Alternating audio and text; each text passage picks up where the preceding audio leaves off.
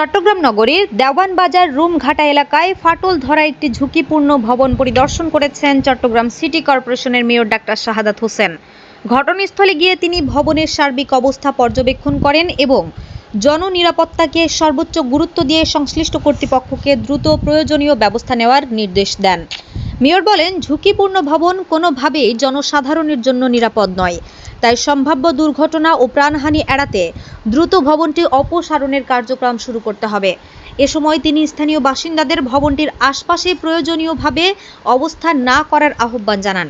পাশাপাশি সংশ্লিষ্ট সব সংস্থাকে সমন্বয়ের মাধ্যমে দ্রুত ঝুঁকি নিরসনে কার্যকর পদক্ষেপ নেওয়ার নির্দেশনা দেন।